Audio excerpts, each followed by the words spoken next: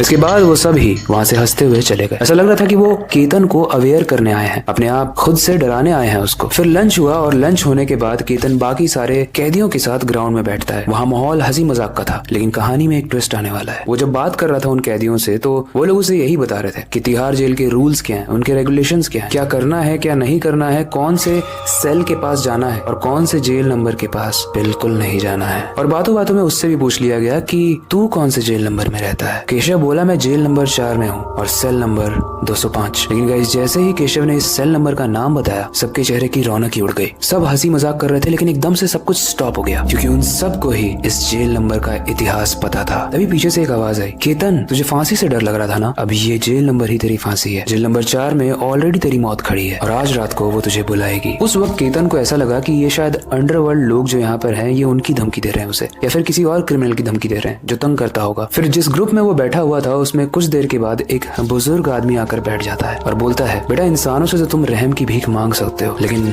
आत्माओं से कैसे मांगोगे। केतन हैरान हो गया और बोला, आत्मा? वो बुजुर्ग बोला, हाँ, बताया जाता है कि ये जेल जो तुझे मिली है ये 1942 में बनी थी और तब से लेकर आज तक यानी 1993 तक यही चीज बताई जाती है कि ये जेल नंबर 4 हॉन्टेड है। यहाँ पर ऐसी बहुत सारी प्रेत आत्माओं की हरकत होती है जो इंसानों की समझ से परे है, क्योंकि वहाँ पर रहने वाली आत्मा किसी को भी जीने नहीं देती। इसीलिए कोई भी कभी भी जेल नंबर 4 में नहीं जाना चाहता है। लेकिन तेरी किस्मत खराब थी क्योंकि जब तू आया तो सारी ही जेल भरी हुई थी और तेरे लिए और कुछ खाली भी नहीं था। और ये आत्मा वहाँ पर भटकती है और हर रात में वहाँ पर दस्तक देती है और जो भी वहाँ पर रहता है वो उस आत्मा की शक्ल देखने के बाद जिंदा नहीं रह पाता। ये सब सुनते ही केतन थोड़ा सा सहम गया। वो जेल नंबर 4 के पास अभी तक गया नहीं था, लेकिन अब जाने वाला था क्योंकि रात होने का वक्त आ चुका था। शाम के कुछ 5 बजे और अब रात होने लगती है। सारे ही कैदी एक एक करके सोने लगते हैं। अब केतन उस सेल में उस जेल के अंदर अकेला था। कुछ घंटों के बाद आधी रात में केतन को एक चीखने की आवाज आती है। सभी कैदी जाग तो गए, लेकिन किसी की भी बाहर जाकर देखने की हिम्मत नहीं हुई क्योंकि सब जानते थे कि अभी क्या होने वाला है। वो आवाजें इतनी ज्यादा भयंकर थी मानो कोई जीव एक इंसान के शरीर को चीर रहा हो, फाड़ रहा हो और उसे जिंदा ही खा रहा हो। और वो आवाज थी केतन की। केतन की इस आवाज को सुनकर वहाँ का जो जेलर था वो भागते हुए आया केतन के सेल के पास ताकि वो उसे बचा सके। लेकिन गाइस तब तक काफी लेट हो चुकी थी क्योंकि केतन मर चुका था। और अब मैं बताने वाला हूँ इस कहानी का सबसे दिल दहला देने वाला राज। दरअसल गाइस 1942 में जब इस जेल को बनाया गया था तो एक नया कैदी आया था जो कि बहुत ही मासूम था। वो बहुत भोला था, लेकिन उसे जेल नंबर 4 और सेल नंबर 205 में रखा गया था जिसमें ऑलरेडी 2 कैदी थे और वो दोनों ही कैदी थे। उस कैदी को मैं मासूम इसलिए कह रहा हूँ क्योंकि उस कैदी ने कुछ भी नहीं किया था। उसको मर्डर के इल्जाम में अंदर डाला गया था और वो काफी सहम के रहता था। लेकिन पहले ही रात जिस दिन वो आया था उस रात उन दोनों कैदियों ने इस लड़के का